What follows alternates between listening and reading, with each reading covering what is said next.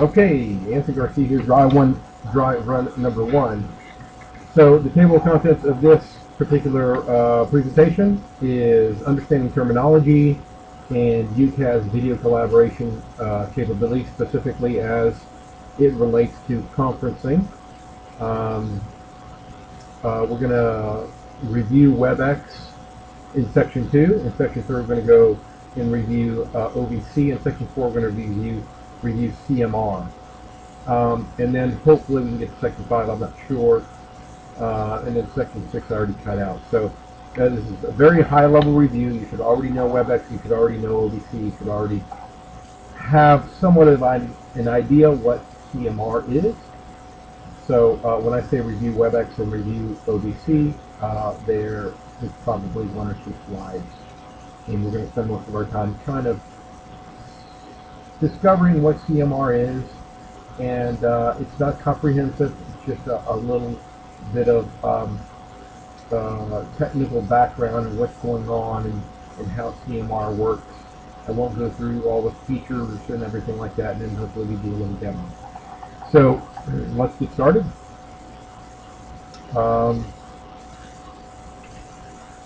Section 1. All right, let's take a look at this.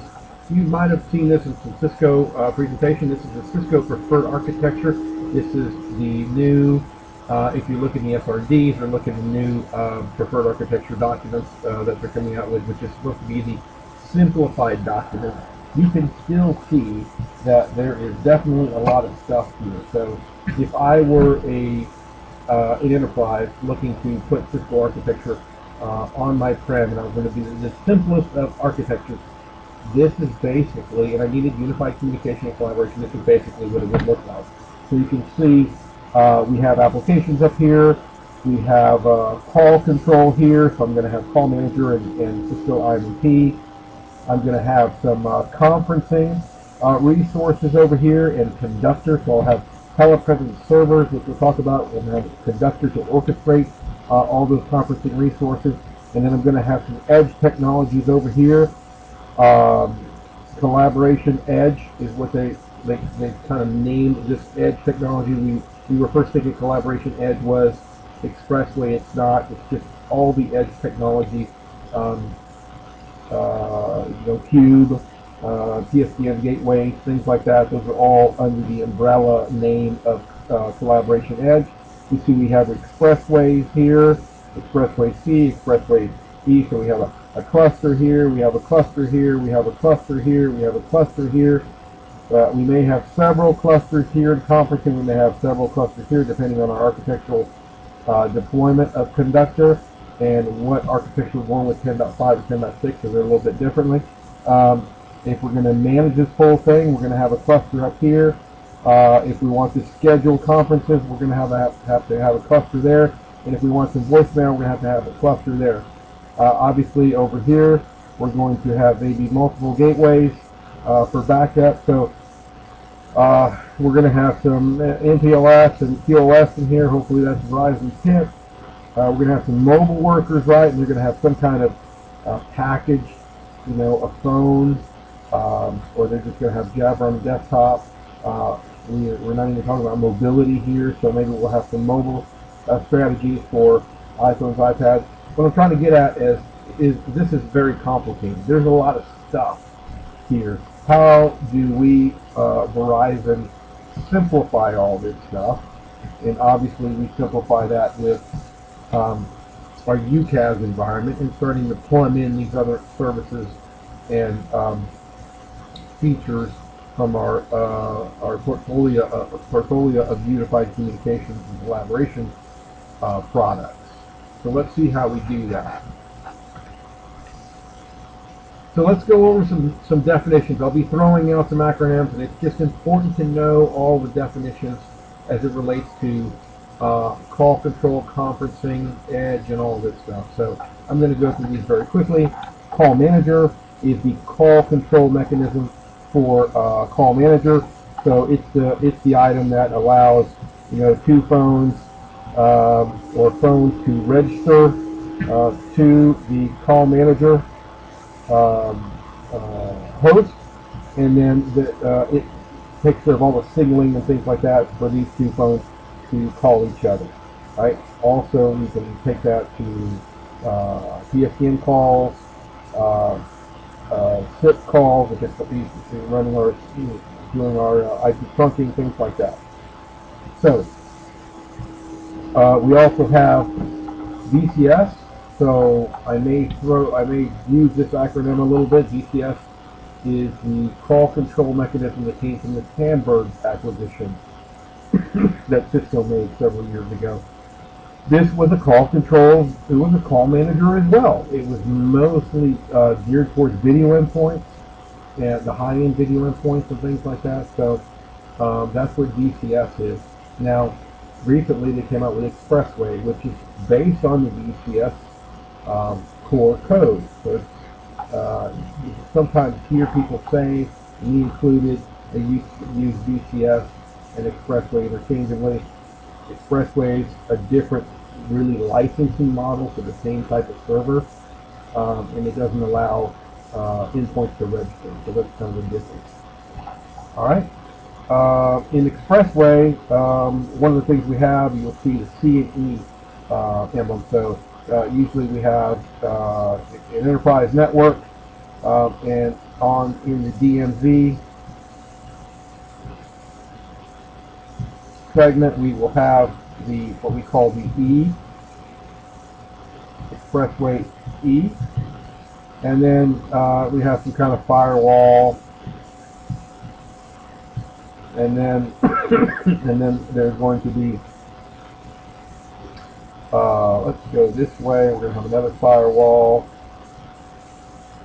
and then this is going to go out to the internet. Let me redo that just a second here. So let's say here's the internet. We're going to go in. We're going to have a firewall. We're going to be in our DMZ here. And off our DMZ, we're going to have Expressway E. Okay, and then that DMZ is going to be bookended usually with another firewall. And then we're going to have some, router out here. And then this is going to be, our enterprise network over here. Okay, so we'll have Expressway E here, and then inside the enterprise somewhere, and it could be another segment, could be firewalled off or something like that, but this is where you're going to find the C. So the C, in other words, is less protected, and these two kind of connect up to each other through what we call traversals. Anyway, there's two of them. They're both clustered, and one's going to be inside, one's going to be outside. All right. Definitions of collaboration edge. Okay, I already talked about the Expressway C&E only because it used to be a call control mechanism as well. So I won't go through that again. But I'm gonna highlight the fact that it has three functions. Now most people don't know this, but the three functions are MRA. That's probably what you're most familiar with. That gives you the Jabber capability outside the enterprise. So Jabber for Windows, Jabber for Mac, Jabber for mobile. All those things are able to register through the Expressway E to the enterprise, and you're able to do IMP and voice and voicemail and all that stuff. And that's called the mobile remote access. We also have right here federation. So that's the second thing. So we do one, MRA. Two, we can do federation, and that's the ability to IMP with outside entities, right? Outside our firewall, outside our enterprise. I want to talk to my Cisco colleagues or someone in my supply chain, and I don't want to use, AOL or Yahoo or anything like that, or Google Hangouts. I just want to use my enterprise class IMP, and that's what I'm used to using, and I want one desktop or one IMP client, and I'm going to be able to talk to my suppliers with that particular IMP client, in this case Jabber. And then also does B2B video. Well, this comes over because it was a VCS before. It's the same code, so they left the or you know, you're able to do B2B video, and I'll explain that a little bit more. But suffice to say, right now you're able to dial out the CME out to internet LAN and connect up to an endpoint, ring an endpoint out there. So pretend there's, let's say, let's wipe this. Let's say there's an enterprise here, and they have an E out here at the edge, and there's an enterprise here. They have an E out here in the edge, and this guy has a telepresence unit, and this guy has a telepresence unit, and what we're able to do is dial a URI, and that's going to go out to internet LAN. That's actually going to be a SIP invite, just like we're all familiar with in the SIP world. That SIP invite will go out. Obviously, you have call control in here and stuff like that, so you've got call managers or whatever. That SIP invite is going to go out to internet LAN, and it's going to ring that particular endpoint. You can answer that endpoint, and then voila, you have, since they're high-end video endpoints, there'll be, 1080p video show up on both of these. So that's what's called B2B video. You're not calling over private ICN or anything like that. You're using the capabilities of the Expressway C and Expressway E to traverse the internet in a secure fashion and ring another enterprise out there. Now, there's some things to do. There's some consultation services, there's DNS, and all this kind of things that make it work. But that's the basic premise of how this works. Definitions for conferencing stuff. So we have DSPs. Oh, I apologize for that. We have DSPs. These are digital signal processors. These are the hardware items that we're all familiar with from years gone by, that sum or bridge audio and bridge video together. Bridge audio and sum all the audio streams together and then send them back out so you can hear everybody at one time. Or, bridge the video content and take all the streams in and then send out only, send the big screen active speaker and then send a film strip on the bottom of the other, participants. So these are the things that do that. We have multi-point control units here, and these are devices that had DSPs in them. They're usually for video conferencing environments, but we used to call them MCUs. I'm not sure if they're still called MCUs, but sometimes I'll use that term and other people will use that term. It's important to know that MCUs are, I would call them a bank of smart device with DSPs in it that some video conferencing. We have content sharing. Sometimes we call this collaboration, screen share, stuff like that. So that's what we mean by that. And then we have this thing, sometimes you'll hear us talk about BFCP, or binary floor control protocol. It's nothing more than the SIP standard to, and this is I'm simplifying it, but the SIP standard to share your screen, called BFCP. Written in the SIP standard in the RFCs, and it's well known, and it's you have a let me draw in now some comparison and contrast. If you're on a SIP endpoint and let's say Jabberfist, because you share your screen, that's going to use BFCP to the other party that's on the call and doing video with you or what have you. If you're on WebEx and share your screen, that's a proprietary protocol that WebEx owns and WebEx uses. I don't know what's underneath the hood. It's definitely not binary floor control protocol, but you can probably bet there's some,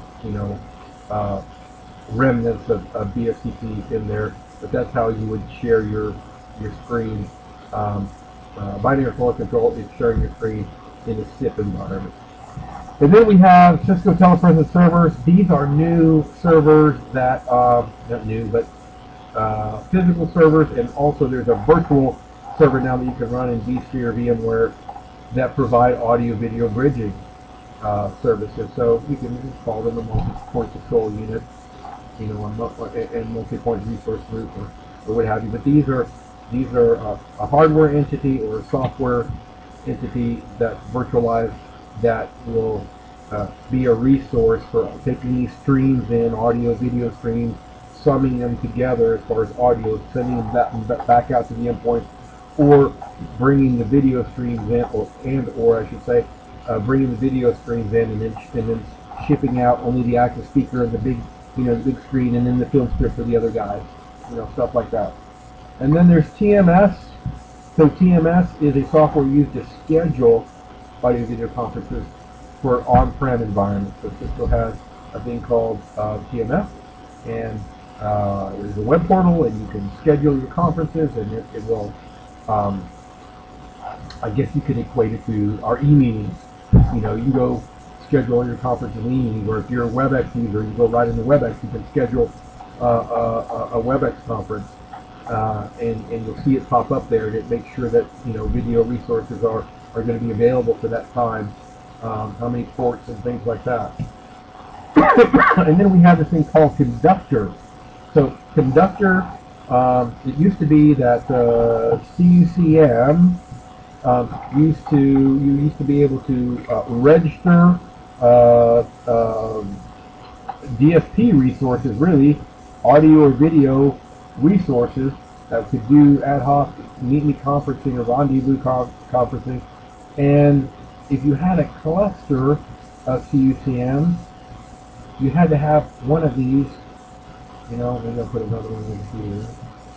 That one had to be registered there, and this one was registered there.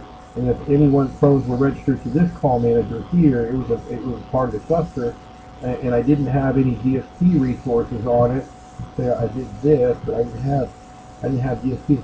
Whoever would be registered to this, whatever phone would be registered to this guy, and try to push the conference button, he would get nothing. He couldn't conference anybody. So like every call manager, I don't know why that was, some engineering limitation inside the code or something, the way things work. I don't understand that. But then they came up with this concept of you have CUCM, and you have a cluster, then you can UCAS too. It doesn't matter. It's probably basically, and then you connect this cluster to Conductor, and in Conductor, you can register all these DSP resources. Maybe they're in routers. So it could be a telepresence server. Remember, the telepresence server is a resource, audio, video, bridging resources. You can kind of register all this to it, and then it kind of would serve up, all the cluster members. So you didn't have to have one, connected to one particular cluster member. And what this allowed to, maybe I have an audio conference going on, and I'm using the audio conference. I'm using 3 ports on this guy right here, and then I bring in a 4th guy. I conference in another guy, so I'm bringing in guy number 4 over here, and then I'm out of DSP on this particular DSP resource. The Conductor will orchestrate that and say, okay, I'm just going to use a DSP over here to bring that 4th guy in, and I'm responsible for that, and I can sum all these things together. So it used to be that you couldn't do this. You couldn't span from one DSP entity to another DSP. If there were different routers, you can put DSPs and routers or things like that. So this Conductor is what was instrumental in taking care of that. And you'll see that in a lot of these Cisco documentation architectures now. You'll always see this Conductor there, and then you'll also see telepresence. They're kind of doing away with these, putting DSPs and routers, where they want you to use the telepresence guy. You could have a cluster of those, and now these telepresence guys are doing all these summing of audio and video. All right, so there's been some conferencing name changes I see in Cisco, so it's important to know, because we use different terminology. It's just important to know that the ad hoc conferencing. That's when I just push my conferencing button and add somebody. That's usually called, instance. My rendezvous or meet me, so I'm going to meet at a certain number. You dial this number and a PIN number, and I'm going to be there. It's always the same. There's a host code, there's a system code, or there's just one code to get in, but that's my rendezvous or meet me number, and it's always going to be the same. It's permanent.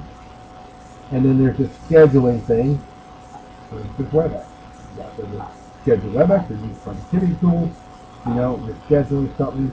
It's going out, and if you ever go to your WebEx, portal, you'll see that you have a meeting there. It's scheduled. It's set aside enough resources that when that meeting starts, you're going to have enough resources you can kind of schedule to put aside for that particular time in the system that's taking care of all this. Okay, what are the capabilities of UCaaS? Traditionally, this is what we talked about. So when we first started UCaaS, we kind of put this thing together, minus this guy, oh, I apologize for that. I'm getting ahead of myself here.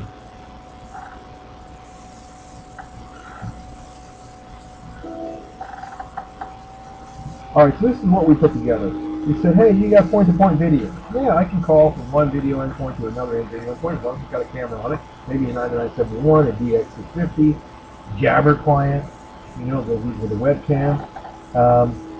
And then we said at the very beginning, hey, if we want to do what we're going to tell customers, if we want to do any multi-party or unscheduled, type of conferences, we can put this DSP thingies inside routers. And we'll put those DSP thingies inside routers, and we'll register them to call manager and UCaaS.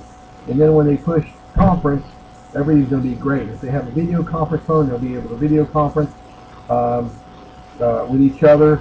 And it was an active speaker only kind of thing. You didn't get film strips, on a phone or anything like that. But that was kind of our stance.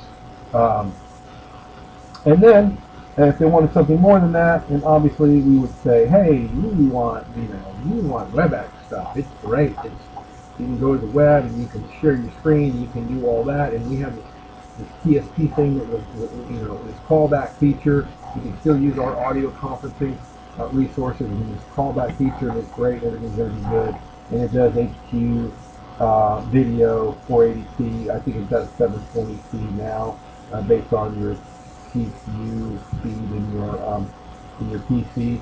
And then if we wanted to go beyond that, we do OVC, right? We say, hey, you want OVC? It's great. We can connect it in the PIT. You're going to have TOS. You'll be able to dial what we did with SIP trunks on Call Manager right to that PIT OVC SBC. So we'd have, PIT.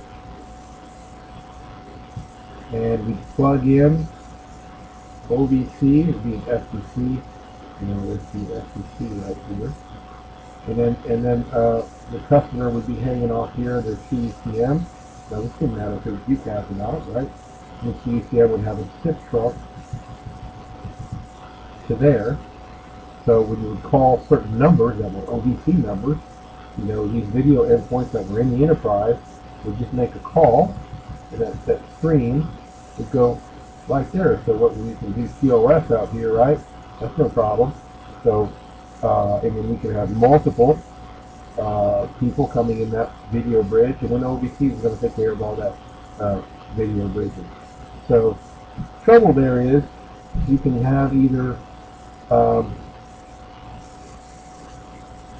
you can have OVC and or WebEx, but you got to do either or.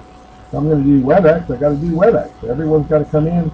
All these participants out here need to come in and use WebEx. If I was doing OVC, I'd have to have everybody connected up to OVC.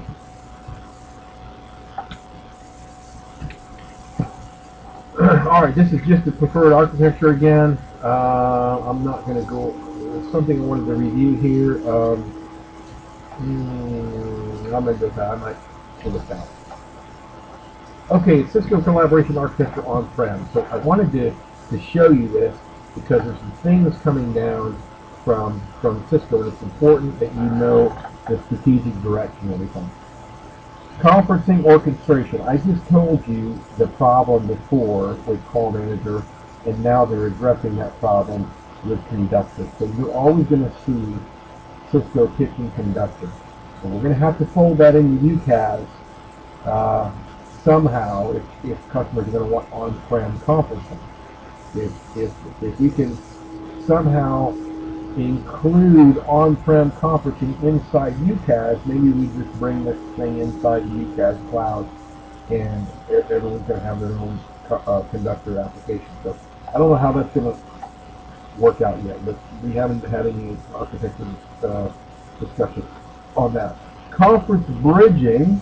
Okay, so conference bridging is going to be, whether audio or video, is going to be telephone servers. Remember I said that there's physical servers and there's virtual servers. I would think that the trend is going to go virtual.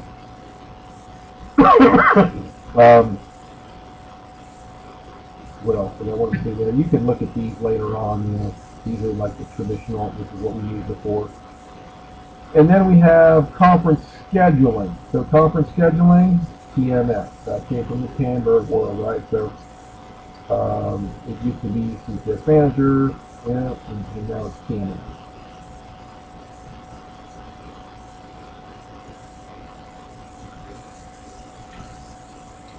Section 2, let's review WebEx. So we all know what WebEx is. I just want to give you a purview of kind of how it works, how it connects. All right, so let's take a look at this. We have a WebEx conference when we scheduled or we did our instant meeting or whatever.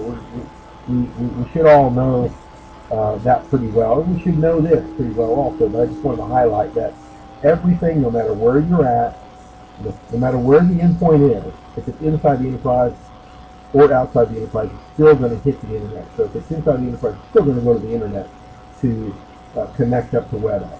So we have this mobile guy here, and he's going to go to the internet.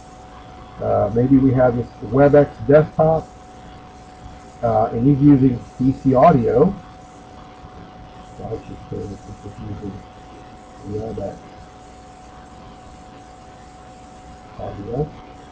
He's also going to go to the internet. Again, if he's inside the enterprise, it's going to take the internet route out to the enterprise and into the WebEx cloud. So the WebEx cloud is connected to the internet, not to someone's enterprise. And then we have this other guy here. We have WebEx desktop as well, but this guy maybe gets a callback. So instead of using PC audio, using my speakers and my little laptop here, this guy chooses to call back, and then WebEx is connected to the PSTN, and it gives him a callback. Right? It's important to note that all the audio bridging and video bridging and collaboration, the shared desktop stuff, all exists in the WebEx cloud. Okay, that's where it's all being summed together, the audio or the video is being bridged together, and again, the active speaker and the film script being sent out. All that stuff has happened there. Anything else there? No, that was it on that one.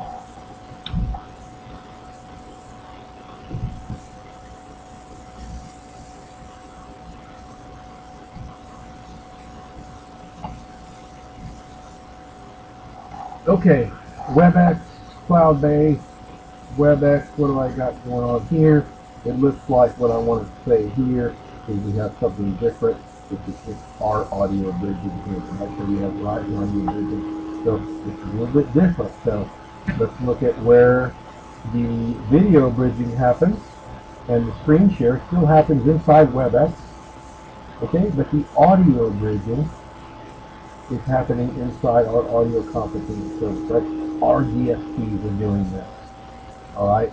And then we have this thing called, you hear it called this SDSP, telephony service provider.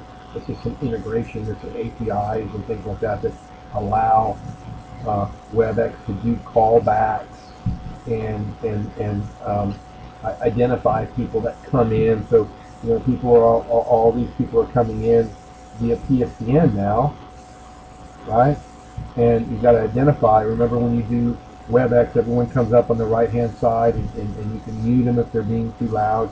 You know who's speaking and things like that. So this enables that. If we're not using their stuff, we're not using their audio bridging in there, there's got to be some, mechanism to kind of hook the two together and make sure that we still get the same experience. We still get, you see the little telephone, sound bars going when someone's speaking.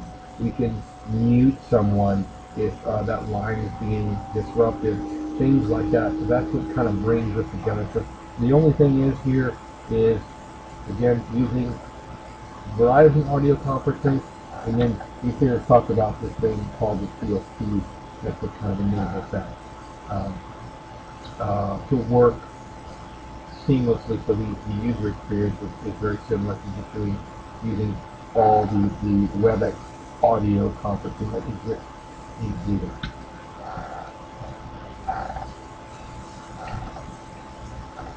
Okay, OVC. I won't go through that. I'm sure you guys know OVC specs. Let's kind of take a look at how it works. Again, this is high level. We're leaving a lot of stuff out of here, but this is enough to understand it if you want to get your head around call flows and things like that. If you look here, the main points here are PIP connection. Right, so we have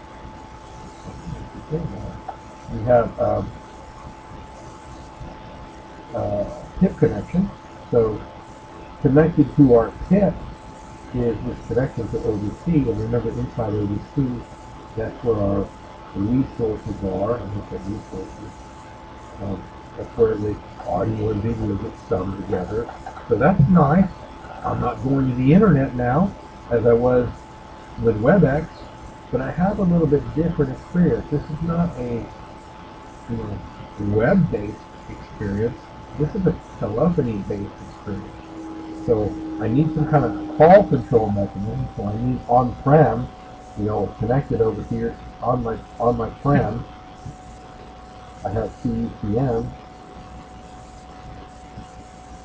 That could be UCAS, that could be on-prem or whatever, but that's my call control mechanism.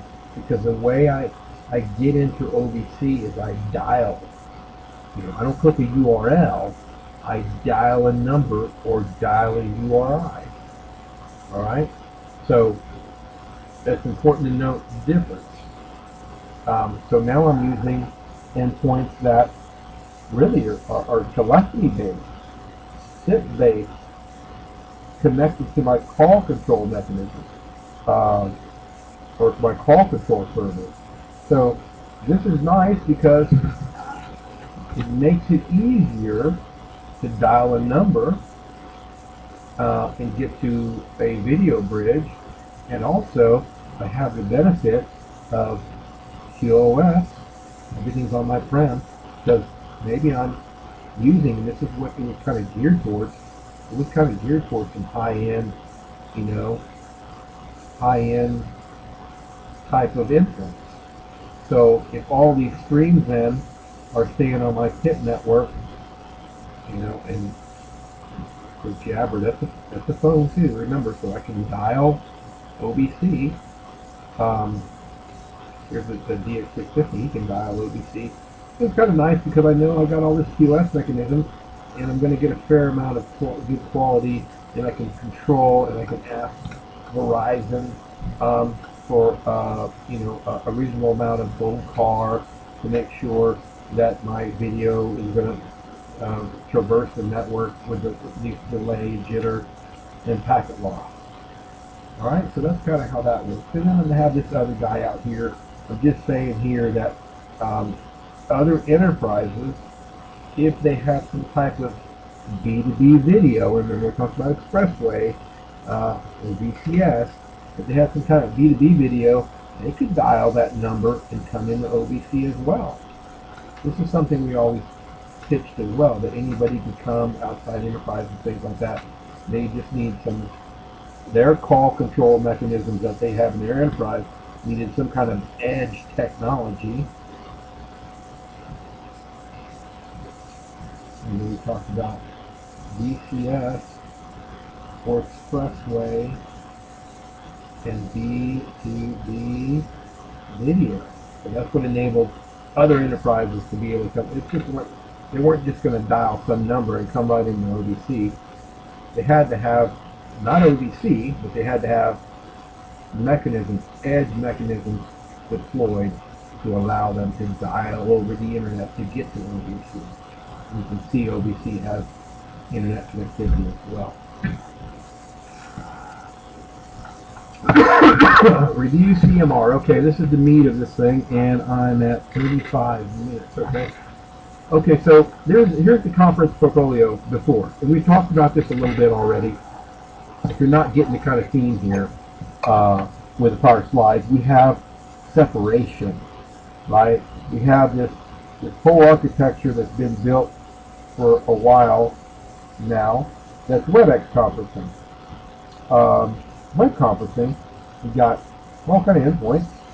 You've got some kind of scheduling mechanism up in the cloud, or if you have WebEx node on-prem or something like that is on-prem, or TMS or something like that. Well, I should take TMS right now. And then you have some kind of recording, thingy, right? Just like we do on WebEx. The same is true for telepresence stuff.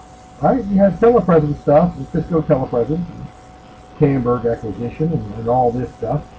We had multi-party video conferencing. Could we do collaboration too? Sure, we could share our screen. That was no problem in this mechanism here. We could share a screen over here, and then we all know that they had both audio and video conferencing. But there was some scheduling mechanism, there was some recording mechanism as well. These entities are always been traditionally distinct and different, separate architectures, and things like that. Okay, so now, what is collaboration meeting room?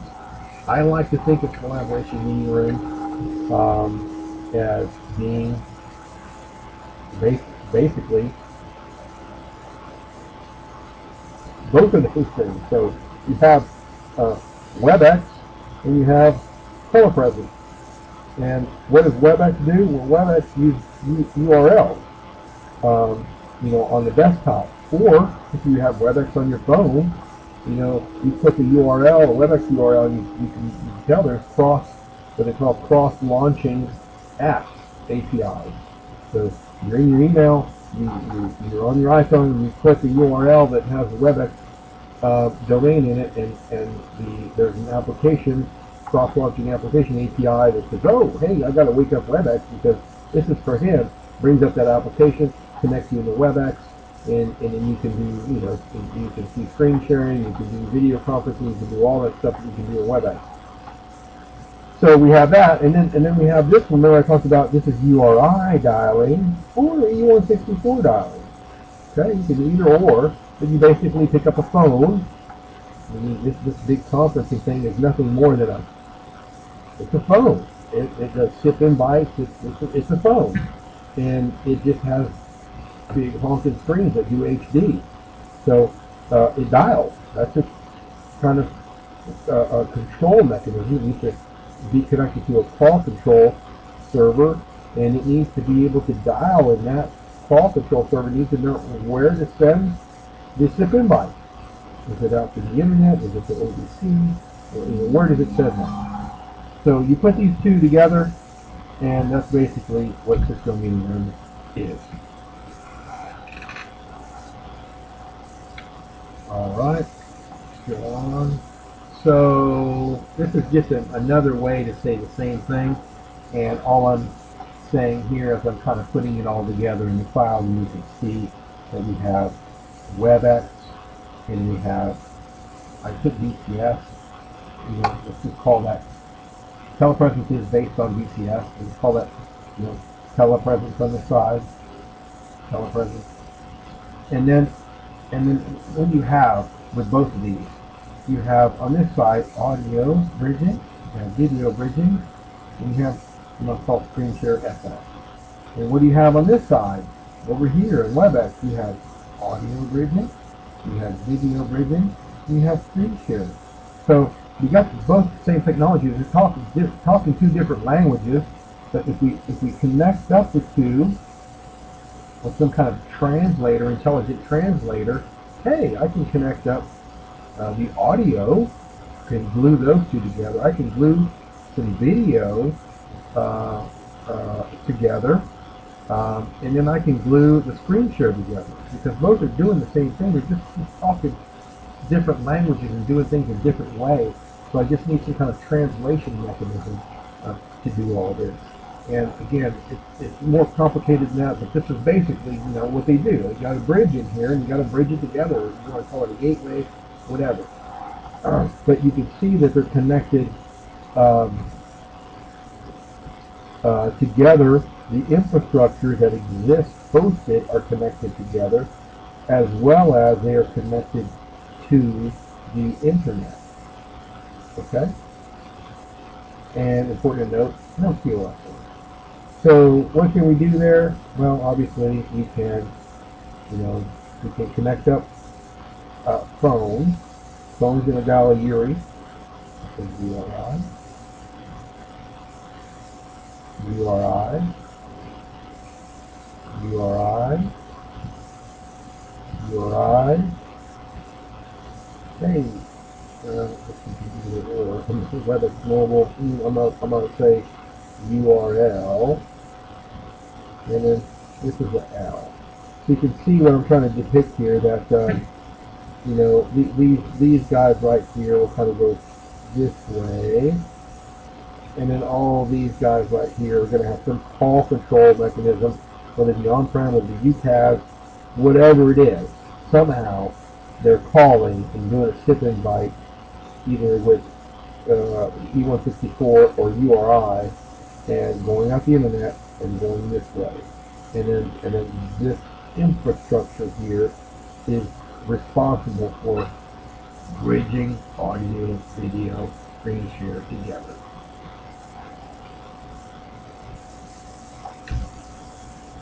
So there are different types of CMR architectures that you'll hear Cisco talk about. We're primarily concerned with this guy right here. But there is CMR premise. Okay, and CMR premise, basically all telepresence stuff. BCS stuff, telepresence servers, TMS for scheduling. This is all servers that are going to be on-prem. We just call it CMR premise. It used to be called telepresence, right? And then we have the CMR hybrid. Now, this used to be called One Touch, and it was called WebEx telepresence, and now it's called CMR hybrid. So it's nothing more than having all the telepresence stuff. Let's see, I'm going to put prem. You have all this telepresence gear on-prem, and then you can connect that through the cloud WebEx. So that's called hybrid. You got some stuff on-prem, some stuff in the cloud. They're trying to do what we just talked about, right? You're trying to connect up all this call control, these high-end phones with big screens, and connect them up to WebEx. You already have this infrastructure on-prem. Let me give you WebEx, and we'll connect it up to the cloud. You still keep all your on-prem stuff, connect up to cloud WebEx, and we're going to call that CMR hybrid. Okay, and then we got CMR Cloud. CMR Cloud is, I'm going to do everything in the cloud. I'm going to do this right here, basically. If you look at this, I'm not depicting anything on-prem. Whether you got UCAS or on-prem call manager, it doesn't matter. I don't have any, let's say this is all, let's say all these guys are just, this is the enterprise. This is the enterprise network over here. What would I have controlling all these guys? Obviously I have a few CMs here. And I don't have any telepresence here. I don't have any MCUs. I don't have any telepresence servers. I don't have any of that. I have CUCM. All these things are registered to it. And the only thing that I need, and I probably shouldn't get to this, but the only thing I need is some kind of edge technology. E. And in our case, it's going to be Expressway. I need some kind of edge technology to be able to dial to the internet. All right, and I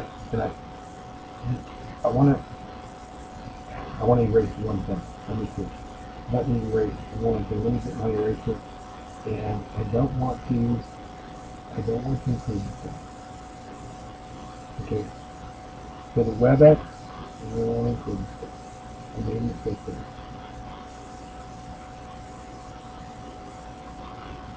Let me redraw that one.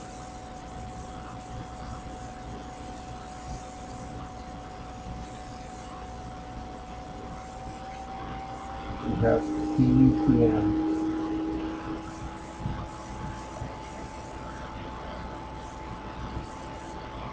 And there's going to be these things that will be registered to it. That's a need a phone. This is not a phone. Sorry. That's let's take away this right here. Let's not say Jabber. Let's just say WebEx desktop. When you say Jabber, that infers that you have a phone. So I don't want to say that, but I just want to say WebEx. And all of these guys, the Jabber is able to dial out here. This guy's able to dial out here. This guy's able to dial out here.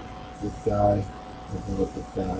And they're all dialing the URI, so it's U164 number, and that which terminates inside the CMR cloud. And then this guy is going to go this way. So that's exactly what they're doing.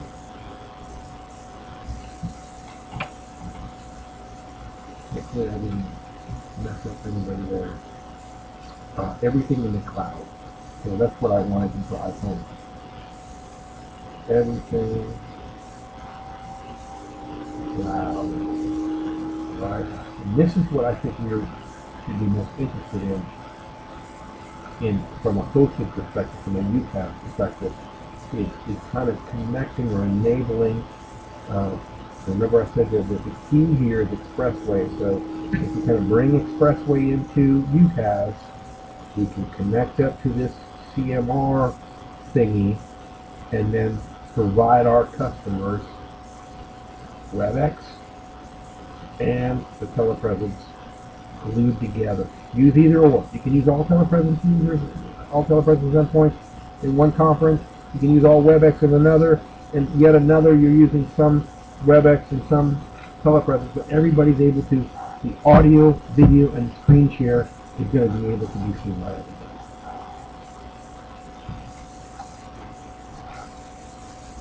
"48 minutes. All right, cloud collaboration meeting rooms. Join from anywhere. I'm not going to go through this. These are just some specs that you'll find out there. If you want to look at this later, you can see, how many. Maybe I'll point out this. It's sometimes a little bit confusing, but up to 25 video endpoints. When they say video endpoints, they're talking about anything that dials. Okay, dial. Anything called that's connected to CECM. Right?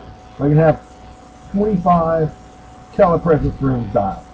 I can have 25 DX650s dial. I can have 25 9971s dial. I can have 25 Jabber for Windows dial. Those things are dialing, and there can only be 25 of those. Now I can have 500 people click on a URL and join the WebEx conference, and also participate in the video. Alright? So that's the difference. This one's dial. This one's URL. And then 500 audio only. Okay, well, this one's what? This one's dial, but you're not dialing a, URI. No, you're dialing a E164, and that E164 has nothing to do with video conferencing. It's basically going to connect you up to audio conferencing. So that's what kind of that means right there.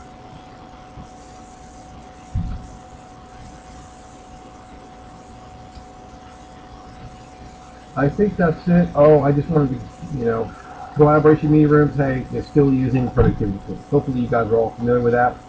The thing different is, I want to point out here, I wish I had a sample one. I should have thrown a sample one in here. Okay, there's the overview, some more specs there.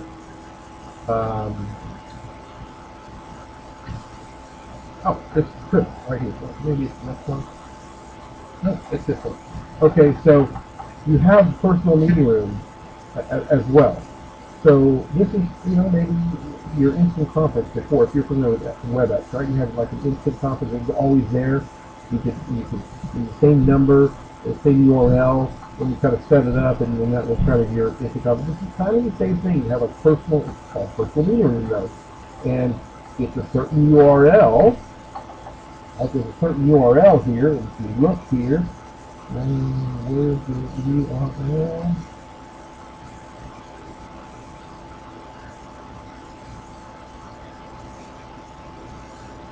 I'm trying to look on the small screen here and on the screen. Maybe let me grab the pen over here.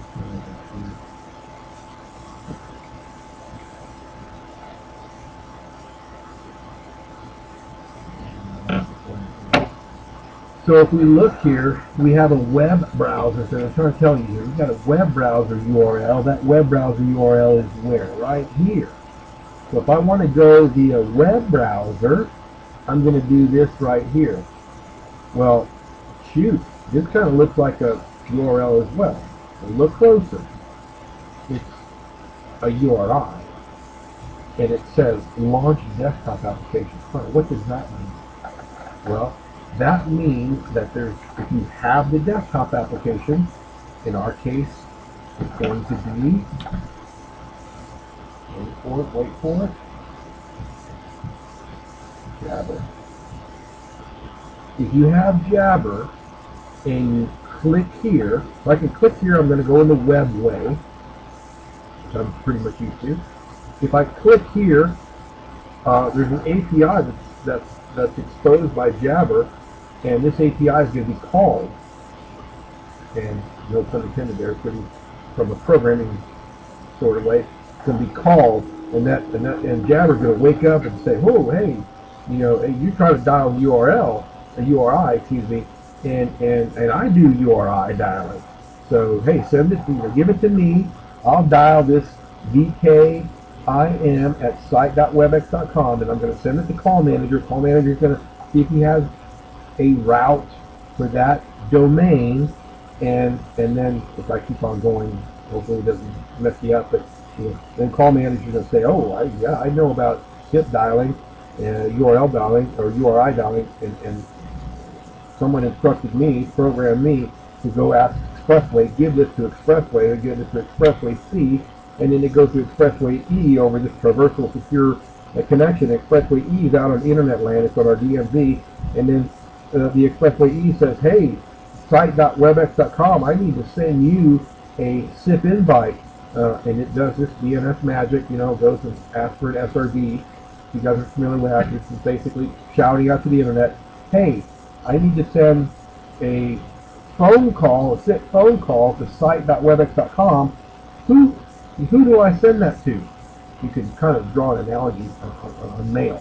If I send mail to anthonygarcia@gmail.com from my internal Verizon Enterprise Outlook client, somehow it goes out to the internet and does a big shout out for, hey, who owns gmail.com? Someone's going to raise their hand out in internet land. Hey, well, I own gmail.com.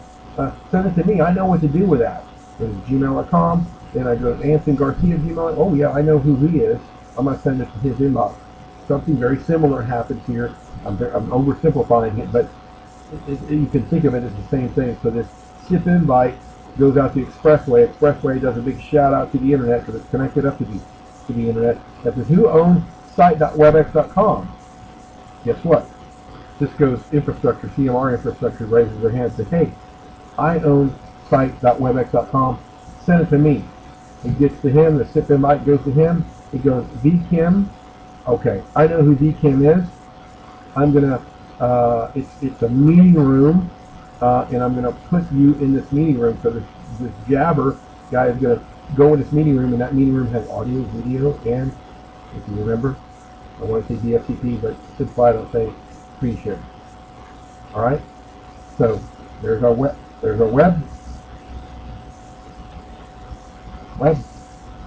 URI, which is what's different now. You know, that's the big difference. This guy right here, that's the big difference. Now, that URI, if you're on the desktop and click on it, it's cross-launching Jabber. Jabber's a phone. Hey, you can just pick up your phone. If you have a keyboard on your phone, like a DX50, or hey, a telepresence unit, right, that has a keyboard on the display, you could just type in that URI, and it's going to dial. It's going to go through the same exercise I said before. Now, and then here's the third way. Hey, I just got audio. I just got a phone here, and I don't know anything about this URL stuff or URI stuff, but I know how to dial a number. I'm going to dial a number. Okay, I'm going to get in there and I'm going to get audio only. Okay, hopefully that makes a little bit of sense.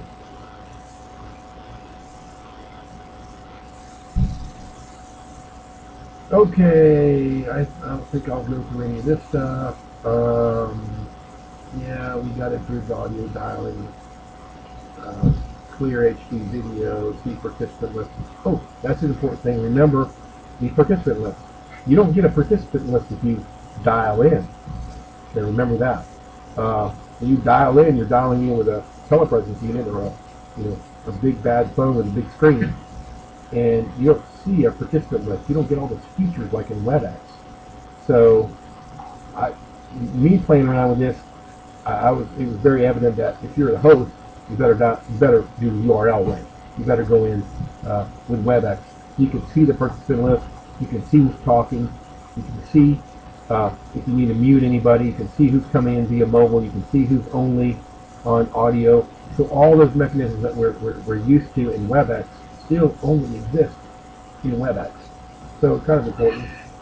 And then you can record and things like that, right, on your WebEx page. You're not going to get that if you dial in with a telepresence. And I think that is it. There's some great features, like in your meeting room you can lock people out, make sure no one's coming in. Remember, if you have a meeting room, you give that same URL, URI, and audio number out to everybody. And maybe you're having an important meeting and everyone gets in and you don't want anyone else in, or you got another meeting scheduled, and it's coming to the top of the hour, and you don't want anyone else. You can lock it and just make sure no one comes in your meeting until you're completely done. See list of meeting participants, we talked about that. Record sessions, you guys know about that. Let's see what else I have. Participants pick how they want to join. I just kind of went through that. URL, URI, or just by phone. Okay, and that's it. 58 minutes. Wow, that was just intense.